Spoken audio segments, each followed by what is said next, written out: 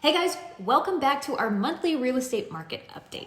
So, what's been going on in the last month? Well, the Wall Street Journal did a study and said that 3 out of 4 CEOs think that we're either in a recession or headed for a recession within the next 12 to 18 months. So, what does that mean for you as a consumer of real estate? Well, if we look at these charts, you can see that in past recessions, home values dipped minimally or not at all. And of course, with the exception of the crash that was caused by the real estate industry, and we've already covered why these two times are not the same. And so let's take a look at this next graphic. We can see that mortgage interest rates during a time of recession, which are highlighted in yellow, and actually, spoiler alert, in every instance of a recession, mortgage interest rates actually went down. So according to these experts, even if the country is headed into a recession, the silver lining is that we can almost expect interest rates to drop and home values to continue to rise at a much more sustainable rate. So what is happening right now? So Realtor.com just reforecasted what they expect in the coming months. Earlier this year, they predicted that we would only see a rise in inventory of available homes for sale of about 0.3%. And with current market conditions, they felt that things had changed so much since they made that estimate earlier this year that they would scratch that. And actually, we're in for a rise of an inventory of about 15%. If the inventory levels of available homes for sale does rise closer to that 15% versus the 0.3%, we're going to be in a really good spot. Raising the interest rates so far has done exactly what we hoped it would in the mortgage realm. And within real estate, it has done exactly what we thought it would, where it slowed the demand just to get to that spot where we can kind of start making up for that lack of supply. This is really great news for buyers. When we have more homes on the market, this means that buyers have more options to choose from. And if they have more options to choose from, that means instead of a home having 10 offers in on it, maybe it only has 4, or even better, no other offers to compete with. And that's very much reminiscent of the pre-pandemic market of 2019. Guys, this is exactly what I've been saying for months. This is good and it's headed in a good direction, at least as far as real estate, mortgage interest rates, and home prices and all of that is concerned. Less competition means less offers that have to go way over asking price just to secure a place to live.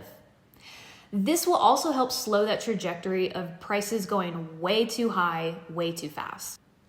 And you've heard me say before that the national market doesn't dictate the local market. So what are we seeing here locally in the San Antonio area? Well, San Antonio is actually following the national trend. Over the last month or so, we've seen a rise in inventory. We went from 1.2 months of supply to 1.4 months of supply. Now that might not seem like a significant rise, but it's a huge difference in the fact that this is the first time since August 2019 that we've seen inventory levels go up instead of down. Over the last few weeks, we have seen a lot of people decide to hold off on buying because they've gotten a lot of mixed messages about what's actually happening in the real estate market. It's really difficult to make sense of all of these headlines if you're seeing them and you don't have a firm understanding about how all of this works. But you're watching my videos, so you're already more well-informed than the average consumer. We're also seeing a rise in sellers ready to sell after holding off for the last 2 years, but not wanting to miss the boat on the hottest real estate market ever, as well as builders are starting to finally catch up in their available inventory of homes. So that's what's happening right now. We are seeing more homes hit the market, and we are seeing less buyers out in the market. So we're seeing a lot of price reductions too. And this leads me to believe that a lot of those sellers had aspirational hopes of the market still being what it was earlier this year. And unless their agent is looking at all of these same numbers that you and I are, they may not be up to date they may not realize that the market isn't what it was back in February and March. What we do know is that life goes on and people will continue to buy real estate instead of renting.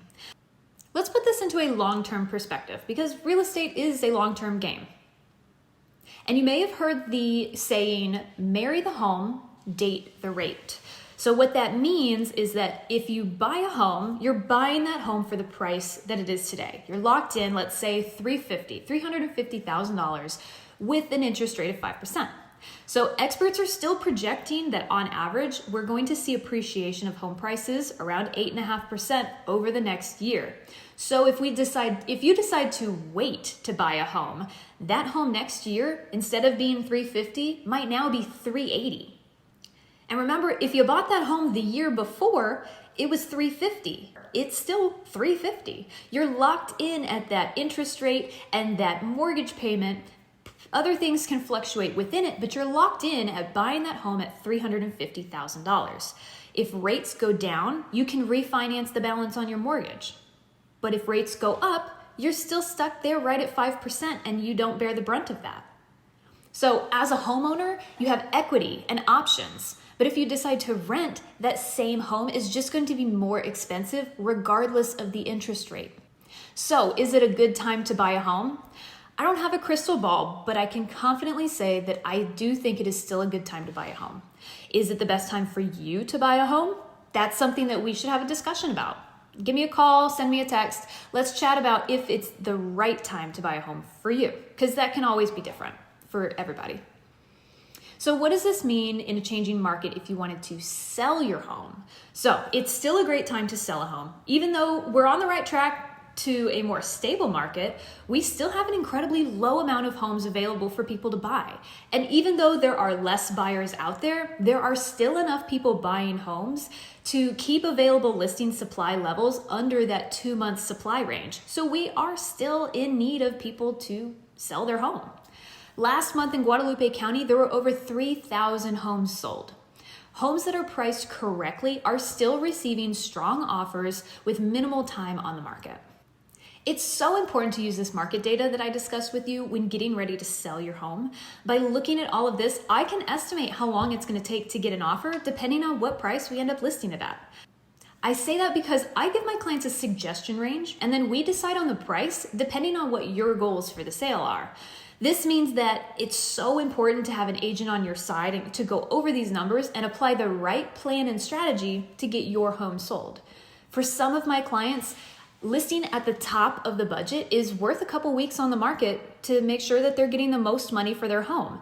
And for others, their goal is to get it sold quick, fast, and in a hurry so that they don't have to worry about it. And unfortunately, because this hot real estate boom happened over a number of years, it produced a lot of real estate agents that only know how to operate in those conditions.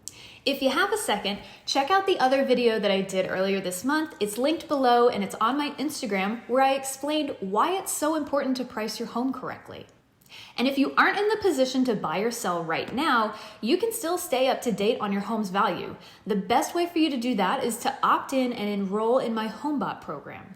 This is a tech that I've set up for my clients so that you can keep track of your home's value and generate estimates on how you can save money and different tips and tricks on your mortgage. You can find that link below, so make sure that you're enrolled in my HomeBot program so that you can stay on top of your largest asset. Thanks for watching, guys, and please take a moment to subscribe. I release these videos monthly, but of course I have different ones that come up in between, so you never want to miss those. So subscribe to my YouTube channel. I'd love to see you follow me on Instagram so that we can stay connected. And of course, if you know anybody that's looking to buy or sell in the San Antonio area, I would love to help them and make sure they get the best service that we can provide. So thanks for watching, and I'll see you next month.